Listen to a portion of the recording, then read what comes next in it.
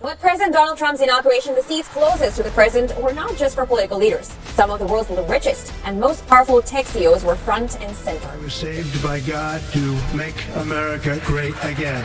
The golden age of America begins right now. नाज़रीन, पाकिस्तान के बुरे दिन शुरू हो चुके हैं क्योंकि ट्रंप नामी बला व्हाइट हाउस पहुंच चुकी है। अमेरिकी सदर डोनाल्ड ट्रंप का पिछला दौर भी पाकिस्तान के लिए खासा मायूस कुन साबित हुआ था और अब उन्होंने इब्तदा में ही पाकिस्तान पर दबाव बढ़ाने की तैयारी शुरू कर दी है। लगता यह है कि पाकिस्तान महज बहाना है, अमेरिका का असल निशाना चीन है। लेकिन जाहिर है कि चीन ने भी पहले ही इसकी पूरी तैयारी कर रखी है।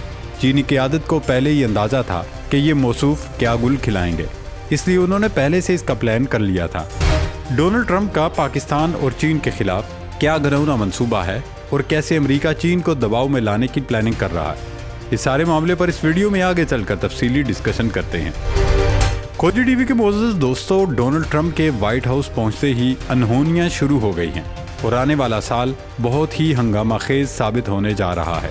न सिर्फ अमेरिका बल्कि मशरिक़ वुस्ता से पाकिस्तान और यूक्रेन तक के लिए डोनाल्ड ट्रंप ने नया वर्ल्ड ऑर्डर जारी करने का प्लान बना लिया है। ट्रंप ने हलफ उठाने के पहले ही रोज़ मुल्क की पॉलिसियों में एक एग्जीक्यूटिव ऑर्डर के ज़रिए न सिर्फ तब्दीली कर दी है बल्कि आते ही चीन और पाकिस्तान को तड़ियाँ लगाना भी शुरू कर दी हैं। डोनाल्ड ट्रंप ने आते ही अमेरिकी एस्टेब्लिशमेंट को नाक रगड़वाने का अंदिया दे दिया है। अमेरिका में एस्टेब्लिशमेंट कैपिटल हिल पर हुए हमलों को लेकर बहुत ही ज़्यादा हसास थी, लेकिन ट्रंप ने आते ही जो पहला हुक्मनामा जारी किया उसमें कैपिटल हिल पर यलगार करने वाले अपने हामियों को माफ़ी देने का था। इसके अलावा मैक्सिको की सरहद पर इमरजेंसी और टिकटॉक पर आयद पाबंदी का नफाज 75 रोज़ के लिए मौखर करना शामिल था। डोनाल्ड ट्रंप ने पूरी इंतखाबी मुहिम ही इस नारे पर चलाई थी कि बाइडन इंतज़ामिया ने अमरीकी इक़्तिदार को तबाह कर दिया है। उनकी पॉलिसियों के नतीजे में मुल्क में बेचैनी, बेअमनी, लाक़ानूनियत, बेरोज़गारी और अदम इस्तेहकाम फैल रहा है। लिहाजा वो इक़्तिदार में आते ही 360 डिग्री का यू टर्न लेते हुए उन तमाम पॉलिसियों को रिवर्स गियर लगा देंगे और अब जब वो बाकायदा हुकूमत में आ चुके हैं तो उन्होंने इस पर अमल दरामद शुरू कर दिया है। अपने इंतखाबी वादों के मुताबिक डोनाल्ड ट्रंप ने ओहदा संभालते ही साबिक इंतज़ामिया की मुतअद्दिद पॉलिसियों को ख़त्म कर दिया है। ट्रंप ने अपने एक दस्तखत के ज़रिए मैक्सिको की सरहद के साथ एमरजेंसी नाफिज कर दी है क्योंकि ट्रंप को लगता है कि अमेरिका के तमाम मसाइल की वजह गैर मुल्की या गैर अमरीकी हैं। अमेरिकी सदर ने मैक्सिको के ड्रग डीलर्स और ड्रग कार्टेल्स के खिलाफ डंडा उठाने की भी तैयारी कर ली है। डोनाल्ड ट्रंप ने 4 साल कबल कैपिटल हिल में होने वाले फसादात में मुलव्वस तकरीबन 1600 अफराद के लिए माफ़ी और सज़ा में कमी का एग्जीक्यूटिव हुक्म भी जारी कर दिया है। जनवरी 2021 में डोनाल्ड ट्रंप के हज़ारों हामियों ने 2020 के सदारती इंतखाब के नताइज मुस्तरद करते हुए अमरीकी कानून साज असम्बली पर दावा बोल दिया था और यहाँ तोड़ फोड़ की थी। नाज़रीन, इन तमाम हक़ाइक़ को मद्देनज़र रखते हुए हमें ये देखना होगा कि डोनाल्ड ट्रंप क्या वाकई अपनी मर्ज़ी से दुनिया को चला सकेंगे। पूरी दुनिया की निगाहें इस वक्त अमरीकी सदर पर और उनके अंदाज़े सियासत पर लगी हैं। वहीं पाकिस्तानी अवाम के जहनों में ये सवाल किलबला रहे हैं कि कभी जारहाना और कभी नरम गो नज़र आने वाले डोनाल्ड ट्रंप का दूसरा दौरे सदारत पाकिस्तान के लिए कैसा होगा। नाज़रीन, आपको याद होगा साल 2018 में डोनाल्ड ट्रंप ने पाकिस्तान के मुतालिक क्या कहा था। अपने ट्विटर बयान में डोनाल्ड ट्रंप का कहना था, अमेरिका ने गुज़श्ता 15 बरसों में इंतहाई बेवकूफ़ाना तौर पर पाकिस्तान को इमदाद की मद में 33 अरब डॉलर दिए और पाकिस्तान ने बदले में हमारे रहनुमाओं को झूठ और धोखे के सिवा कुछ नहीं दिया। जिन दहशतगर्दों का हम अफगानिस्तान में शिकार कर रहे हैं, पाकिस्तान उन्हें महफूज पनाहगाहें देता है। इस बयान के बाद लगता था कि पाकिस्तान और अमरीकी सदर डोनाल्ड ट्रंप के दरमियान ताल्लुकात इंतहाई कशीदा हो गए थे और लगता था कि दोनों मुल्कों में अब दो तरफा ताल्लुकात मामूल की सतह पर आने में बरसों लग जाएंगे।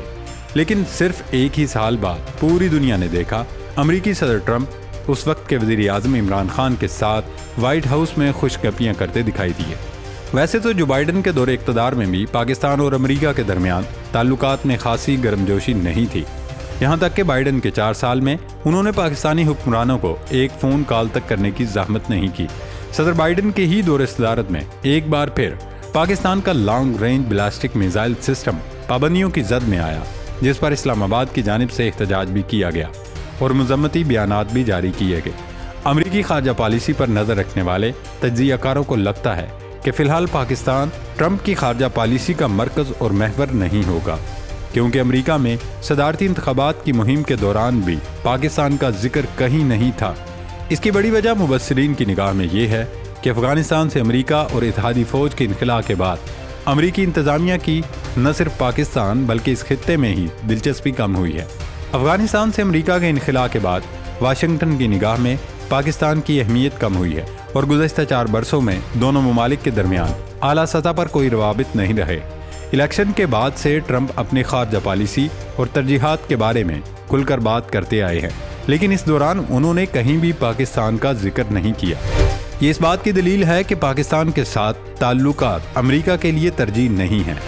دوستو، تجزیہ کاروں کی رائے اپنی جگہ، لیکن افغانستان سے فوج کی انخلاء کے بعد امریکہ کی افغانستان اور پاکستان میں دلچسپی کم ضرور ہوئی ہے، لیکن اس خطے میں ایسے بہت سے ملک ہیں جنہیں نئی امریکی انتظامیہ ہرگز فراموش نہیں کر سکتی۔